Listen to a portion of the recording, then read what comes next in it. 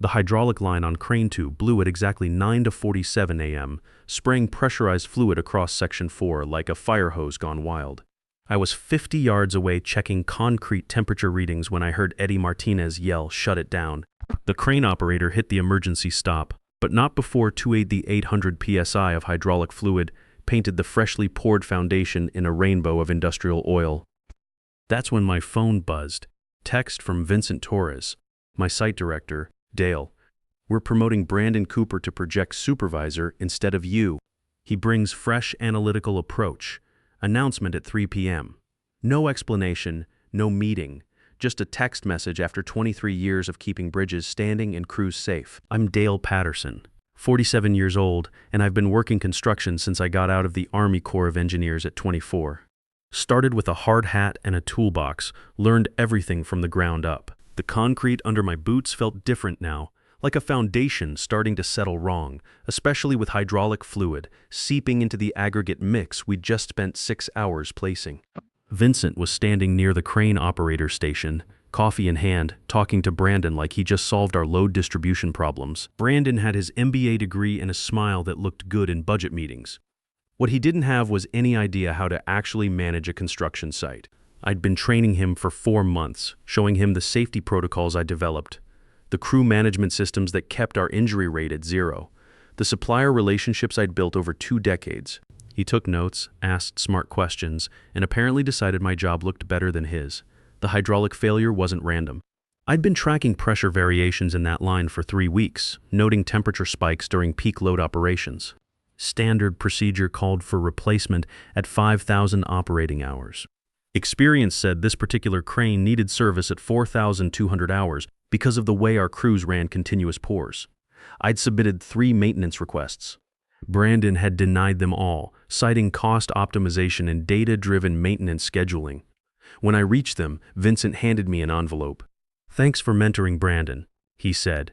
"He's really absorbed your systematic approach. My systematic approach, that's what we were calling it now." I opened the envelope while they watched. Inside was a performance review and a lateral transfer to senior technical advisor. Same pay, less authority, and a trailer office instead of the main site office. They wanted me to train my replacement and then step aside quietly. I folded the papers and put them in my vest pocket. "When does this take effect?" Monday, Vincent said. "Brandon's got some exciting efficiency projects lined up." Efficiency projects using the safety documentation I'd spent years developing. The crew scheduling that kept our timeline 2 weeks ahead, the equipment maintenance protocols that prevented the kind of accidents we were looking at right now. The hydraulic spill would cost us 8 hours of cleanup, environmental reporting, and concrete replacement. The kind of preventable failure that happens when you ignore institutional knowledge in favor of spreadsheet management. My wife Nancy had been expecting this promotion. We talked about it over dinner for months. The extra money would help with Sarah's engineering degree and finally pay off the house early. Now I'd have to explain why 23 years of keeping people safe wasn't enough. But here's what they didn't know. For the past 6 months, I'd been having conversations with Carl Wilson, who runs a family construction operation about 30 miles south called Wilson Contracting. Started as vendor meetings, turned into something more. Carl appreciated old-school reliability over spreadsheet projections. That afternoon, I cleaned out my office. 23 years of documentation, supplier contacts, safety improvements, and crew management guides went into boxes. Not because I was bitter, because it was mine. Developed on my own time with my own experience. Never formally documented in company systems. The preventive maintenance schedules I'd created. Personal notes based on watching equipment fail. The supplier relationships that got us priority delivery and bulk pricing built through handshakes and keeping promises. The safety protocols that transformed our incident ratings, trial and error from decades of protecting crews. I left copies of the official procedures, but the real knowledge, the experience that made those procedures work, that walked out with me. The pressure specifications for our elevation and humidity conditions. The concrete pour timing adjustments for temperature variations. The crew rotation patterns that prevented fatigue-related accidents.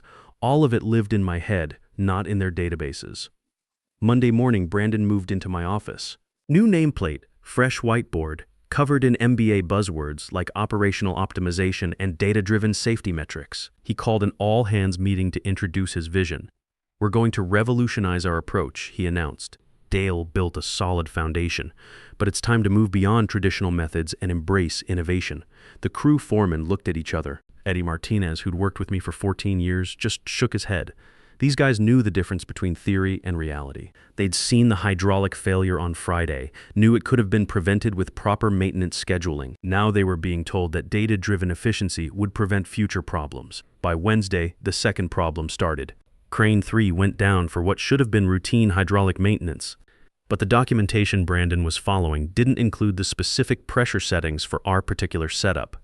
Standard procedure said 200-800 psi. Experience said 2,650 for our elevation and temperature conditions, the same knowledge that could have prevented Friday's blowout. They pressurized to 2,800. Seal blew within 4 hours. 6-hour production delay while they waited for replacement parts. Thursday brought another issue. Our primary concrete supplier, Rodriguez Materials, needed to discuss delivery schedules. Brandon scheduled a formal meeting with contracts and presentations. What he didn't know was that Rodriguez had been flexible with us for years because of personal relationships. Pete Rodriguez and I went way back. We'd worked through supply shortages, weather delays, and quality issues with handshake agreements. Pete called me directly. "Dale, what's going on over there? This new guy wants to renegotiate everything, says he's optimizing vendor relationships." I told him I wasn't involved anymore. He said Rodriguez would honor existing contracts but wouldn't be extending any special accommodations going forward. No more priority deliveries. No more bulk discount pricing. Everything by the book. By the second week, the cracks were showing. Project efficiency dropped 18%. Equipment downtime increased because they were using generic procedures instead of equipment-specific protocols. 2 suppliers stopped offering preferred pricing. Eddie started texting me updates, not because I asked, but because he was watching 23 years of systems work fall apart in real time. He's got consultants coming in, he wrote, going to analyze our processes and recommend improvements. The same processes I'd built through years of trial and error. Now they'd pay consultants $250 an hour to tell them what they already had. Meanwhile, I was settling in at Wilson Contracting. Carl's operation was smaller but smarter. Family-owned, 3 generations of building quality infrastructure without the corporate nonsense. When I explained what I could bring to their operation, Carl didn't ask for presentations or data projections. "Show me," he said. I spent 2 weeks analyzing their workflow, identified bottlenecks they'd been working around for years, proposed modifications to their equipment maintenance program, suggested supplier consolidation that could cut material costs 15%. Carl gave me free rein. "You've been doing this longer than my boy's been alive. Make it work." And it did work. Within a month, we'd improved their project efficiency 14%, cut equipment downtime by 40%, streamlined their supply chain so materials arrived when needed, not when convenient for suppliers. The best part, Carl offered equity, not just a job, but ownership stake in improvements I created. After spending 23 years making other people wealthy with my expertise, someone finally wanted to share the upside. Back at my old site, things kept deteriorating. The consultants finished their analysis and recommended implementing optimized safety management protocols. Basically, they reverse-engineered my old systems, gave them fancy names, and charged $120,000 for the privilege. But implementation was a disaster. The consultants understood theory, not application. Equipment that needed specific handling got generic treatment. Suppliers that required personal relationships got form letters. Eddie's updates got more frequent. Second crane failure this month. Vincent's looking stressed. Brandon's blaming legacy equipment and inherited inefficiencies. That's what they were calling 23 years of keeping that site running safely and profitably. The breaking point came during their 3rd month of consultant-driven improvements. Section 4 foundation pour went completely wrong. Not routine problems, but catastrophic concrete failure that should have been prevented by proper temperature monitoring. The kind I developed specifically to catch early warning signs, but Brandon's team was following consultant recommendations, not real-world experience. They missed the temperature differential between the ambient air and the concrete mix, ignored the setting time variations caused by our specific aggregate blend, pushed the pour past safe parameters because the data said it was within acceptable ranges. What the data didn't account for was the microclimate created by our site's elevation and the way morning fog affected curing rates. The concrete didn't set properly. Structural integrity compromised across 400 square feet of foundation. 18-hour delay, emergency concrete removal, overtime crews working through the weekend. Customer penalty clauses that triggered contract reviews. The kind of cascading failure that happens when you replace institutional knowledge with theoretical frameworks. But it got worse. During the emergency removal, they discovered the contamination from the hydraulic spill I'd warned them about. The oil had penetrated deeper into the aggregate than anyone realized, creating weak points throughout the affected section. What should have been a simple temperature monitoring issue became a complete structural redesign. The state inspector showed up Tuesday morning. OSHA followed Wednesday. Both agencies wanted to know why proper safety protocols hadn't prevented the failure. Brandon's consultant-generated documentation looked impressive in binders, but couldn't answer basic questions about site-specific conditions and equipment limitations. Eddie texted me a photo from the site. Brandon's in Vincent's office getting screamed at. Word is the state inspector wants answers about equipment maintenance records. Problem was, the real maintenance knowledge had walked out with me. Their official documentation showed compliance, but missed the nuanced understanding that prevented failures.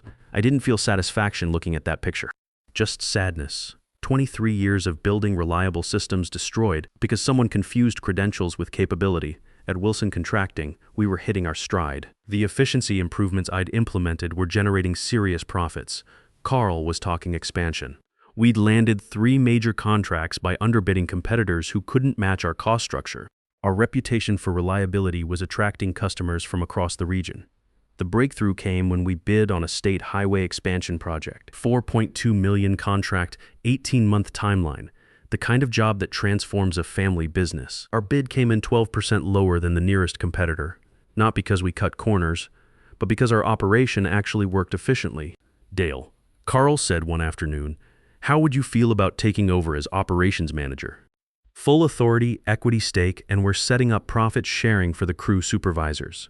Operations manager, the same job I'd been denied at my old company, but with real authority and shared ownership at a place that valued results over politics. Nancy was thrilled when I told her that night. The salary increase was significant, but the equity stake was life-changing. For the first time in 23 years, my expertise would build wealth for our family instead of just generating profits for someone else's bottom line. "You deserve this," she said. 23 years of them taking you for granted. Now they'll see what they lost. The industry publication ran a feature story 6 months later. Wilson Contracting. Experience trumps theory in competitive construction. The article detailed our success using proven safety management principles and veteran leadership. My phone rang within hours of publication. Industry contacts, former colleagues, even competitors wanting to know how we'd achieved such dramatic improvements. The manufacturing community is small. Word travels fast when someone gets results consistently. But the call that meant the most came from Frank Rodriguez, my old mentor who'd retired 3 years ago. He'd seen the article and wanted to congratulate me. "Dale, I've been watching your career for 20 years, he said. "What you've built at Wilson is what construction used to be about. Competence, reliability, and respect for the work. You should be proud." Coming from Frank, that meant everything. He taught me that construction wasn't just about making things work, but about building something that lasted. Something you could be proud to put your name on. Frank had worked 35 years without a single safety violation, the kind of record you don't achieve through luck or shortcuts. Meanwhile, back at my old site, the situation was becoming desperate. The state investigation had expanded beyond the concrete failure to examine their entire safety management program. OSHA was conducting random equipment inspections, finding violations that proper maintenance would have prevented. Insurance premiums were skyrocketing as claims multiplied. Eddie's updates painted a picture of systematic collapse. 3rd equipment failure this month. They brought in another consulting firm to assess the damage from the first consulting firm's recommendations. Vincent's announcing early retirement next month. Brandon's been moved to assistant project coordinator, basically a glorified paperwork position. The domino effect was accelerating. When suppliers lose confidence, when insurance companies start asking questions, when state agencies flag your operation for ongoing monitoring, contracts disappear fast. Their next 3 scheduled projects were put out for rebid after clients expressed concerns about project completion capabilities.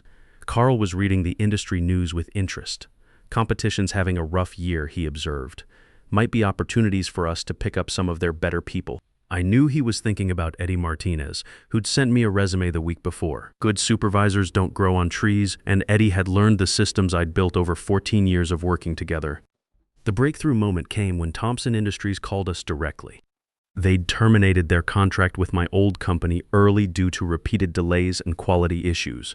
Thompson's purchasing manager, someone I'd worked with for 8 years, wanted to discuss a major infrastructure project.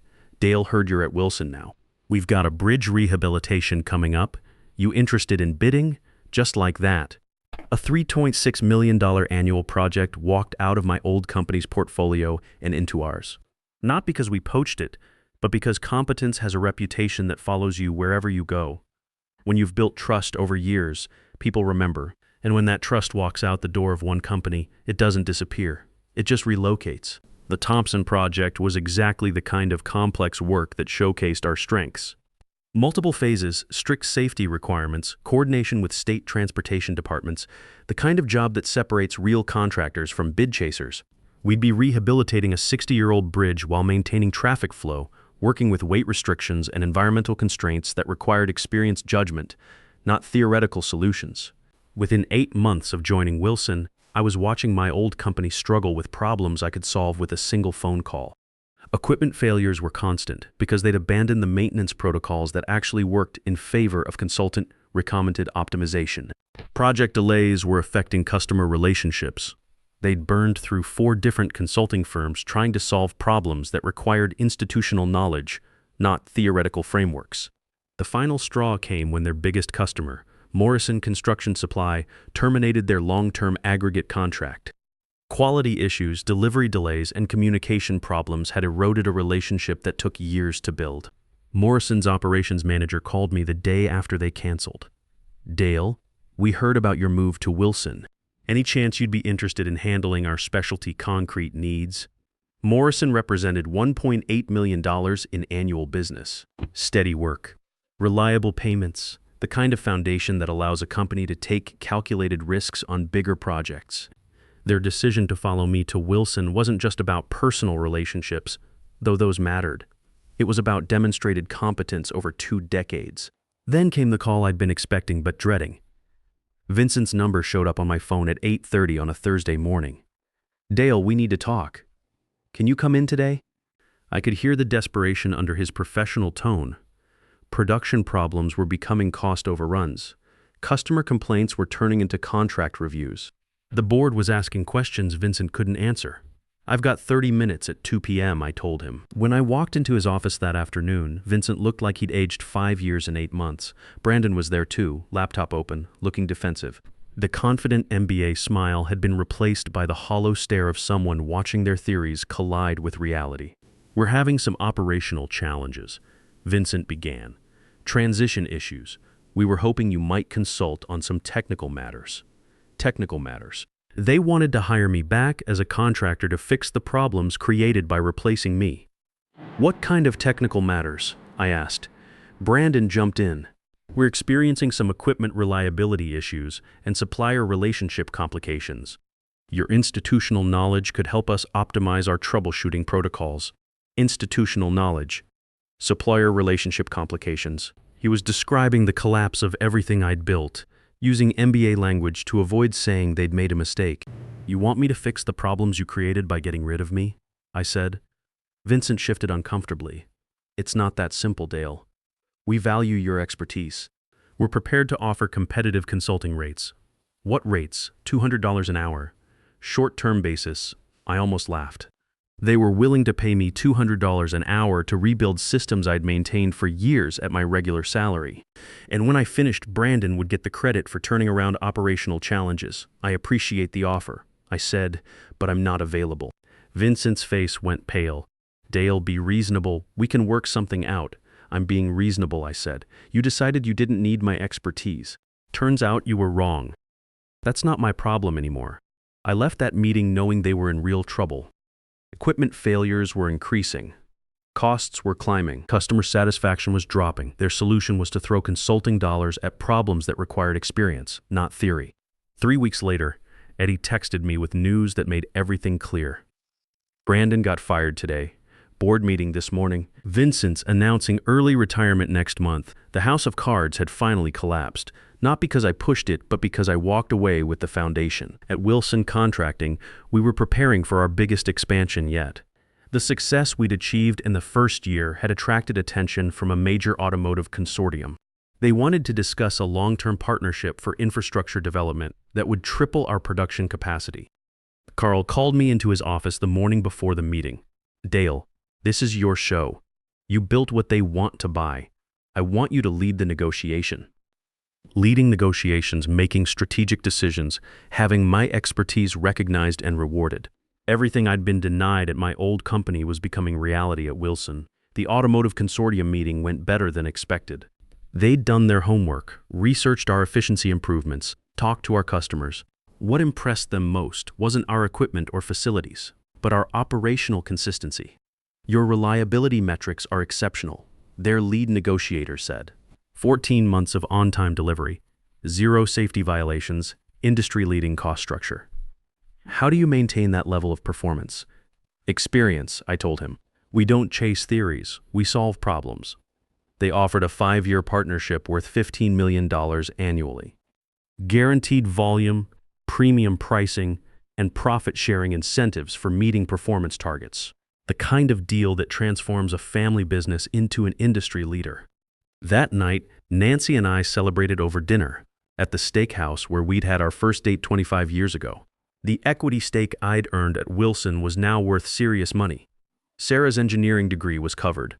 The mortgage would be paid off within 2 years. Financial security I'd never imagined was suddenly within reach. "You know what the best part is," Nancy said? "It's not the money. It's seeing you respected for what you do instead of taken for granted."